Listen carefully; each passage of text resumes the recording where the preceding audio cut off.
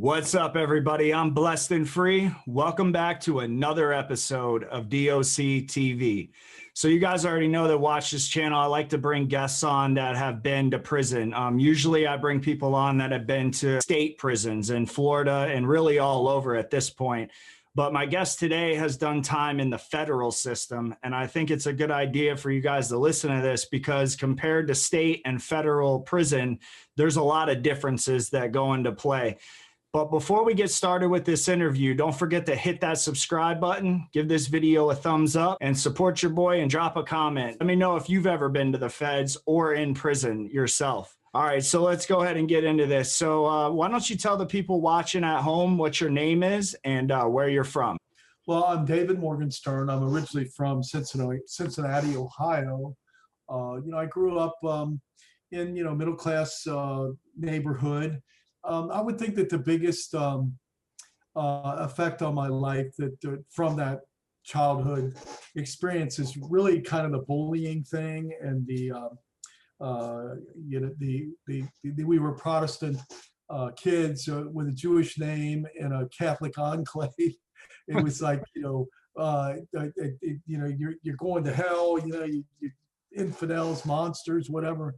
That was Of course, I was growing up in the 50s. I'm a little older than I used to be. Yes. Anyway, the bottom line is that another big event in my growing up was in the 8th grade. This was a big factor.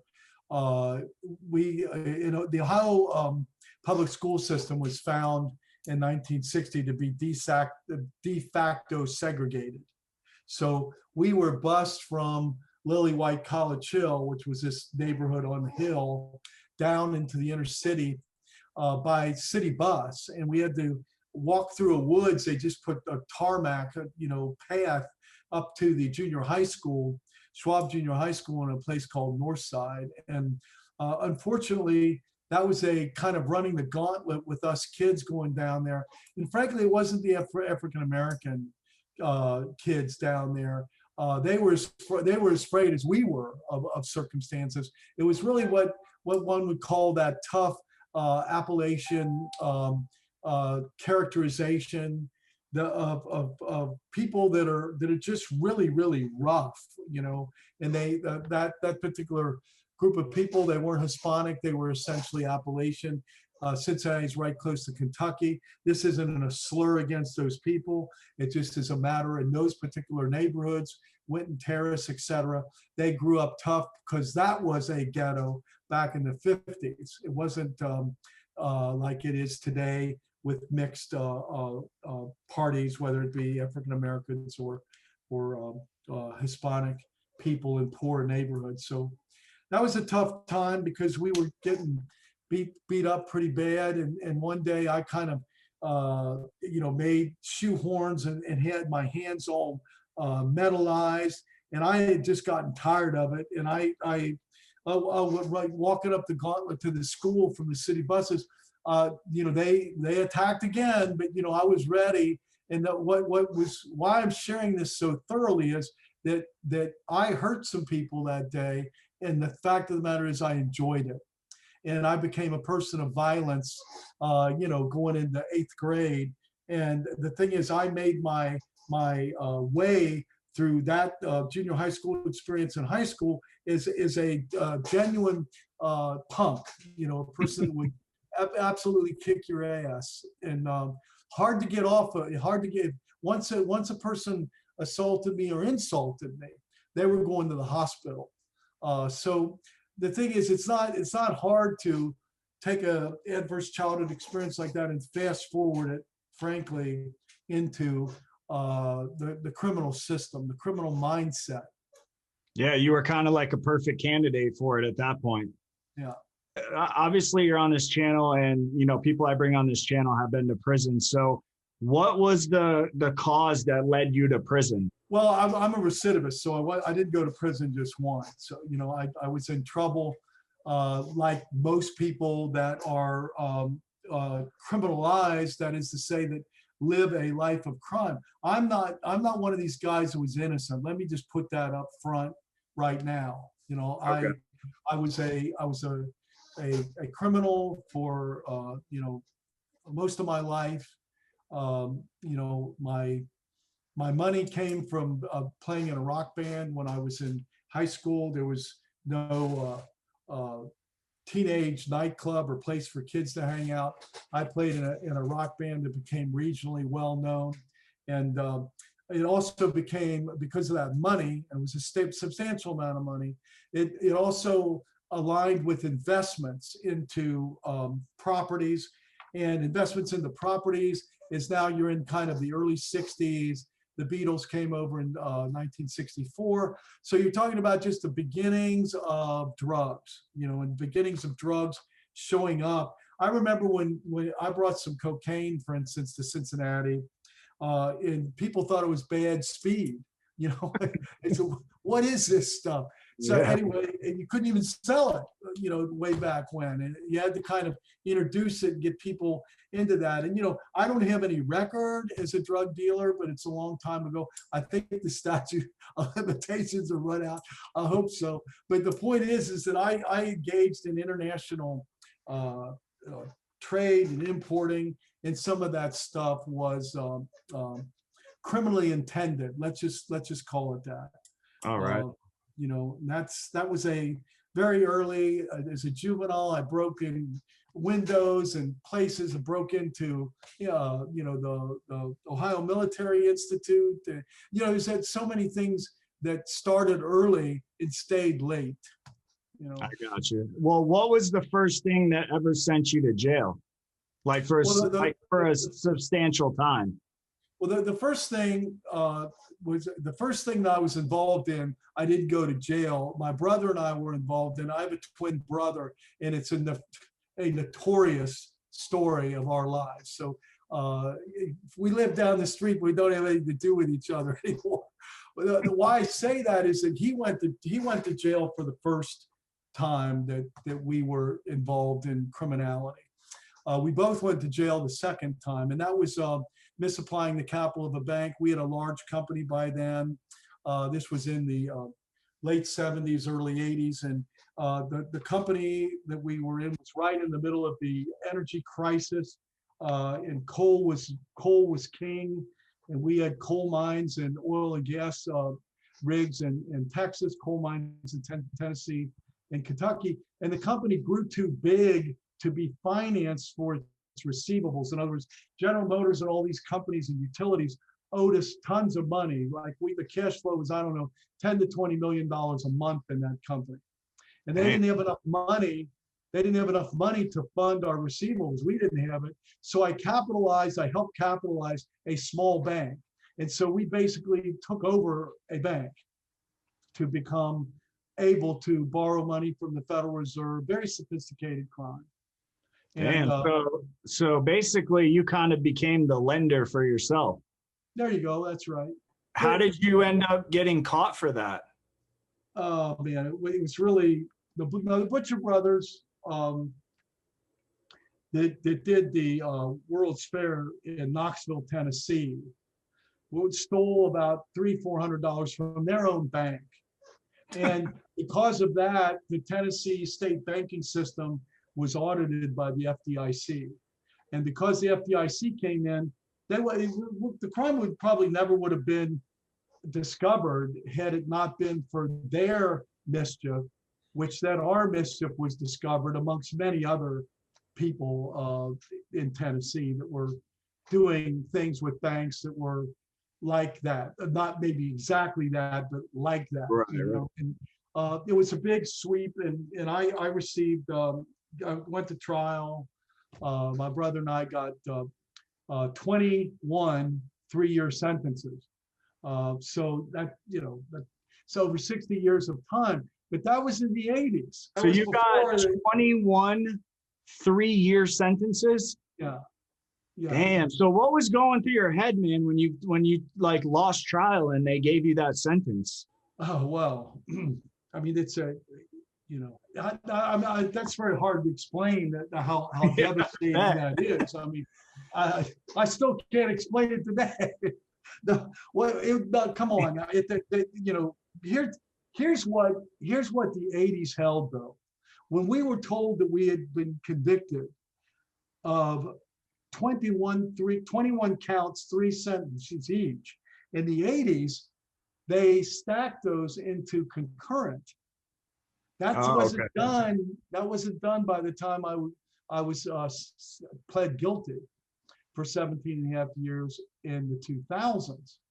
And I think that people should understand on your show really that there was a day when white collar crime and people could do things that were massively millions upon millions of dollars that were pretty serious crime, but you didn't do much time with it. In fact, we went to Eglin. They split us up after we went to Eglin Air Force Base, and that was the place that Barbara Walters called Club Fed. It had a swimming pool, and they made the government fill in the swimming pool. There were people that had jobs there that ran the tiki huts on the beach. I mean, it wasn't like it is today. Yeah, man. It sounds like that was a good time to do time if you had to. Yeah, it was. I mean, it was bad if you didn't know any better. But of course, through time, I was everything changed in the 90s, as you know, law-wise, and I got out. I became a Christian. I had a 22-year IV drug habit that got ended with that first prison sentence.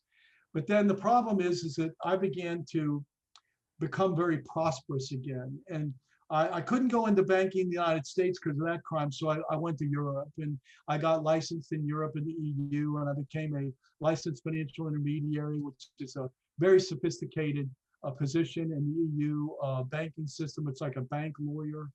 And I worked for a non-bank financial institution with that license. So I just basically leveraged everything I knew about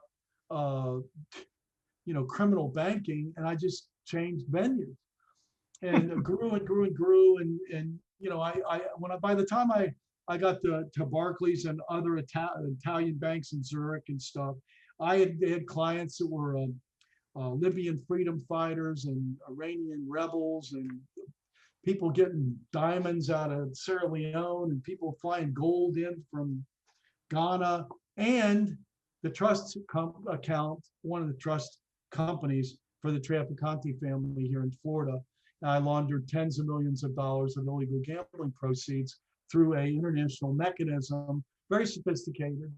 And believe me, I was in the case way above my head.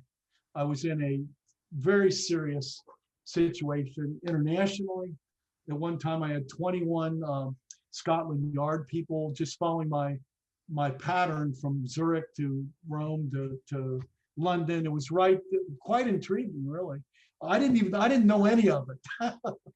I didn't know I was being followed. Anyway, the thing is that situation was a very, very serious crime, and because of that, and because of my level of sophistication and licensing, the thing this time I really was going to do 60 years.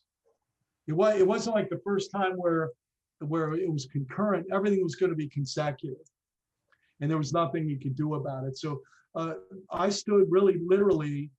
I was going to have to turn around and go into court for trial. And I bargained the best deal I could get on the doorstep of 17 and a half years. And I pled guilty to that. Part of that was obstruction of justice, because I wasn't going to cooperate.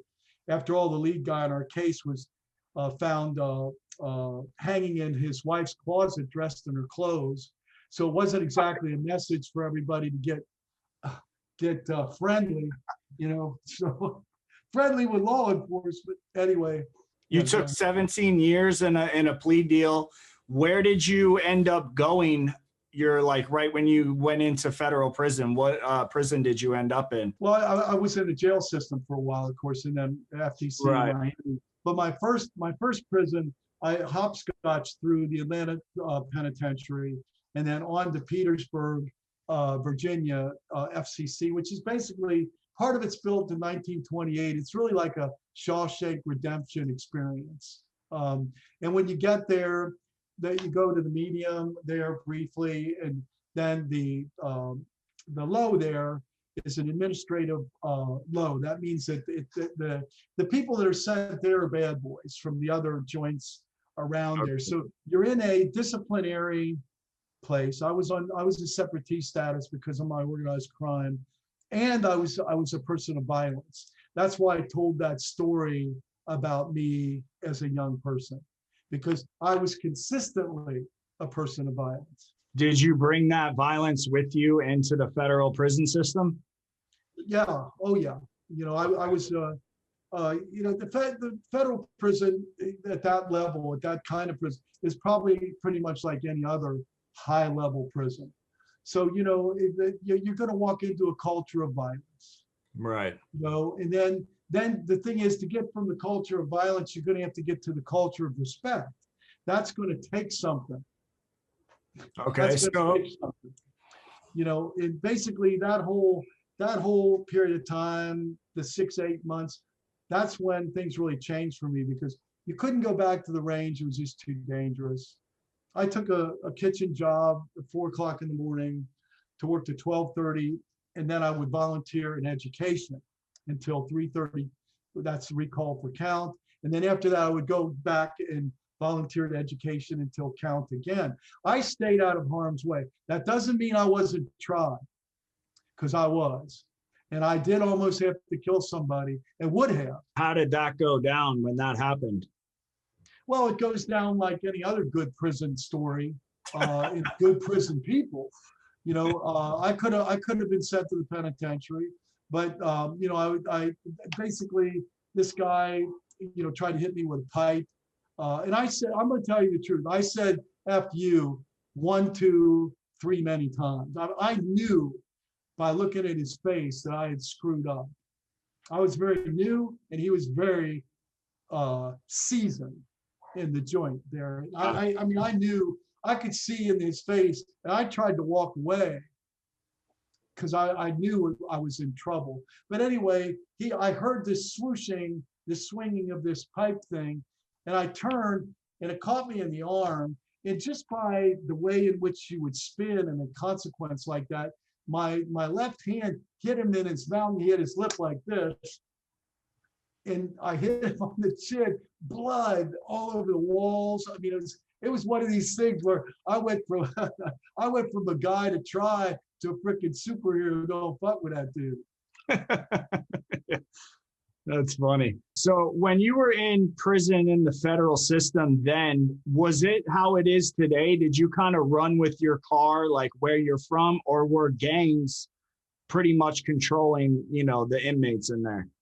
Well, the thing about Petersburg, we had many gangs until one night they took 370 different gang members out of there, just picked them up on the bus, told them to pack it up, and they spread them out over the prison because it was getting bad. It was getting worse. And so they left us with the Serenos, and they only had one gang then. So okay. The Serenos ran basically the food service end line, you know, that this, that, and the third to get what it is that they want. But the other parts of the prison were really run by civilians, you know, because I was in education, also the chaplaincy. I had a very good fit with the education department. I graduated 148 guys in those 3.5 years I was at Petersburg before I got transferred to Butner. And they probably graduated 30, 40 people in 10 years. So why was I good at what I did? Basically, because I didn't want to get hurt or killed. You know, I was not a servant. Come on now. I was not anything like that until prison caused me to see a different side of mankind, actually. Yeah, and, it's like a world within a world. Well, I don't think people out in the real world understand that a culture develops after the culture of violence and the culture of respect. The next culture that develops in a prison is the culture of access. And we begin to set up trains of economic well-being and other well-being, protection, et cetera. And that access is how you get through it, at least in federal prison. the access parties, and I think I've not done state time, but I've talked to plenty of state people because I'm a clinical pastoral counselor and a correctional chaplain now in the Broward County jail system. So I talked to plenty of people, and what I'm hearing is that all these cultural circumstances actually do happen, and about 5 inmates run every prison. The guards and the people don't run these prisons. They may assert themselves in a nasty way, and time and again to show their level of control. But when you're talking about running the day-to-day operations of a prison, the inmates run the prisons. Right. And that is that good? Well, it can be good. If you got competing gangs, it's probably not so good. But the federal system cleaned that up pretty straight way. And then I went to Buckner. I went to Buckner to get a knee replacement. So, here's the thing about organized crime figures in federal. We are considered the top people of crime. So, the Italians, the Jews, the people, the thing is, we're considered to be the most sophisticated, most dangerous criminals. And so the respect issue, everybody's going to get tested by violence. That's just the way it is. Right. You either go one way or you go another way. So when you went when you were at Petersburg before you went to get your knee replacement, what did you witness in there as far as corruption goes? I know you say inmates ran it, but it seems like nowadays the officers are kind of trying to take the prison system back with violence, like what you're saying. Was that going on when you were in there, or was it strictly just... First of all, I was in quite a while for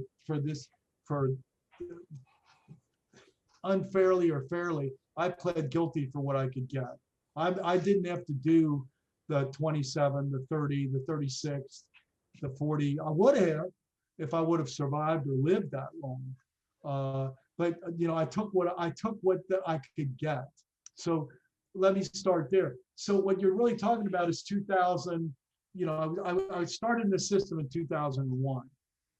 I went to an administrative medium in 2003.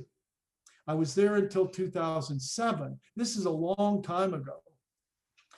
And back then, I'm definitely not going to, because I work in the system. I'm definitely not going to say publicly that the guards are the ones that are bringing in the drugs and all this stuff. Remember, right. there wasn't any cell phones when I first. The last phone that I saw when I went in was a StarTech flip phone. That's how long ago. There wasn't even a Google or anything like that. There was no social media. Google didn't start really practically until 2008. So I was in way before. And look, it's like any old culture. Back in the day, you could fly to Colombia and bring a couple of kilos of cocaine back. Things changed.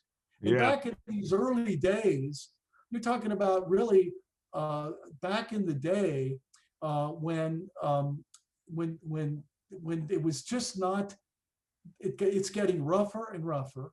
And I'll give you an example. I got out in 2015. So if you ask me what is the spectrum of what happened along the way, I can tell you when I was at Petersburg, we were too busy trying to figure out how to live together and survive than wondering what the guards were doing with them, whatever they were doing. Now, did people get beat up? Yeah. If they were softer, I don't want to use any offensive words. They got beat up harder or worse. These things happened. But the thing is, it's like we were in a culture of respect at that time, and we were trying to see whether we could live together in a way that we wouldn't kill each other. So what was happening from the other side of that was like, must be the way it always happened. We just didn't have the effect on us then that by the time I got out, and guards were Buckner has a federal medical center. I not only had my knee replacement there, I was diagnosed with cancer when I was in prison and was treated for that at the FMC. I'm just going to say this, and it's not a rumor. There's a mental health unit there, of course, and one of the things that did happen. They may deny it, but we were there.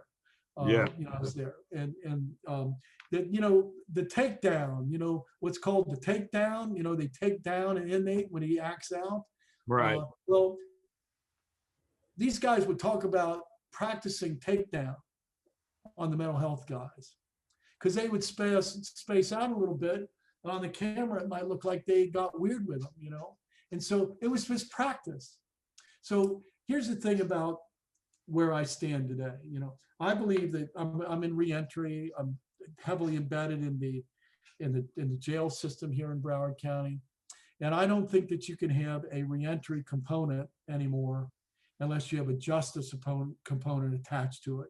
Because what I'm working with now is adjudication.